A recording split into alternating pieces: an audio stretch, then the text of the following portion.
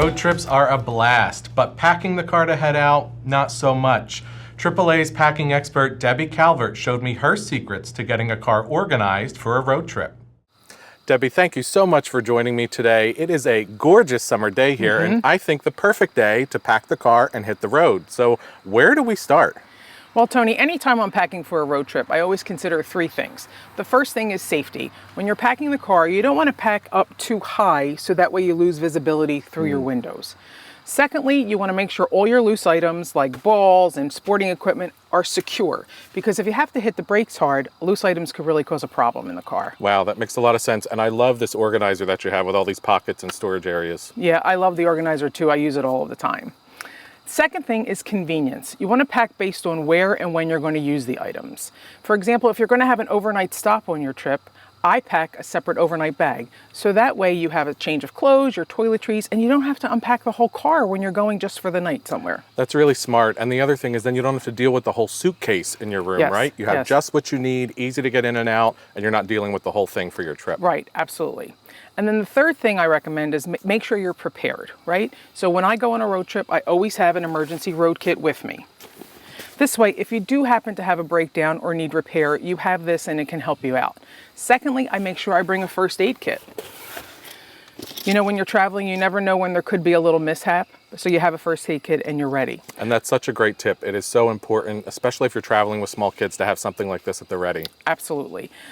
Next, I make sure I bring extra chargers for all my mobile devices. I bring a separate battery pack for my mobile devices. And I always bring paper maps with me, because digital navigation is great, but if you're in a remote area and you lose cell service, the maps can help get you to your destination. Well, and that certainly happened to me. I have been driving down the road, all of a sudden my signal cuts out, and I'm really hoping that I'm just supposed to go straight for a good long while, because otherwise I'd be in trouble. Right, absolutely. Okay, so why don't we start packing the car?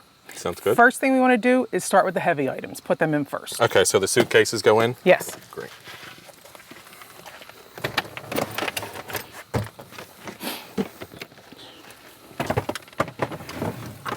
Okay.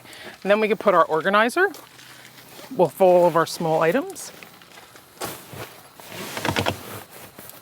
Our overnight bag, so it's easily accessible. And I see that we're basically packing from the inside out at this point. Yes, okay. Yes, that makes the most sense. It's the easiest.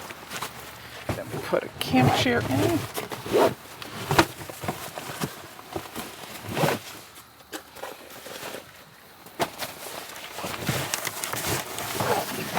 These are a little tricky.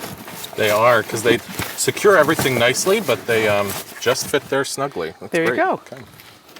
And then any other bags that you have. I finish with the soft products, like a hang bag.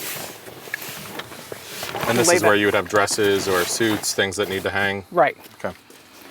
And then the backpack. And the trunk is done. And you see, you can still see out the window, so that's really good. Great. So let's talk a little bit about what you keep in the passenger compartment of the car. Here's the cooler, and it has some snacks and some drinks in it. I always tuck it in behind the two front seats, so that way it's right on the floor and easily accessible. That makes sense. It's an essential item that you need to be able to get to when you need that beverage. Right, absolutely. When I travel with my grandsons, I always take this lap desk. It kind of is a desk and an organizer in one. All of their items can be there, their crayons, their books, their tablet, and their activities are right at their hand when they're ready for them. So it's really like an entertainment center on their lap. Yes, it is. I love that.